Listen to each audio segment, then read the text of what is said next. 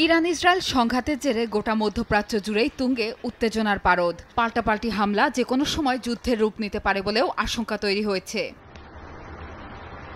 এমন পরিস্থিতিতে প্রকৃত অর্থে যদি সংঘাত রণক্ষেত্রে গড়ায়, তবে ইরানকে ইসরায়েলের পাশাপাশি লড়তে হবে যুক্তরাষ্ট্র ও তার পশ্চিমা মিত্রদের বিরুদ্ধে। কেননা ইহুদি রাষ্ট্রটিকে তাদের সর্বাত্মক সমর্থন দেওয়ার বিষয়টি অনেকটা দিনের আলোর মতোই পরিষ্কার।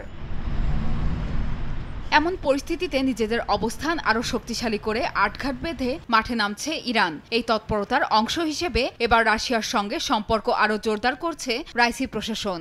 সামরিক এবং প্রযুক্তিগত উন্নয়নে পারস্পরিক সহযোগিতা আরও জোরালো করেছে মস্কো তেহরান। আন্তর্জাতিক আইনের আওতায় রাশিয়ার সঙ্গে প্রতিরক্ষা সম্পর্কও জোরদার করতে চায় ইরান।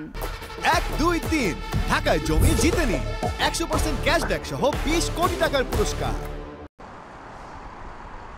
বিশ্লেষকরা বলছেন, ইসরায়েল এবং তার মিত্রদের বিরুদ্ধে শক্তিশালী প্রতিরোধ গড়ে তুলতেই ইরান রাশিয়ার এই পদক্ষেপ। এমনকি আসন্ন দিনে পশ্চিমা বিরোধী দেশগুলো সামরিক সম্পর্ক উন্নয়নে আরও তৎপর হতে পারে বলেও মনে করা হচ্ছে। যদিও এমন জল্পনা অস্বীকার করেছে তেহরান। দাবি, তৃতীয় কোনো পক্ষের বিরুদ্ধে বা আঞ্চলিক সংঘাতের বিরুদ্ধে কাজ করবে না এই মিত্ররা, বরং আঞ্চলিক নিরাপত্তা এবং স্থিতিশীলতা নিশ্চিতই তাদের মূল লক্ষ্য।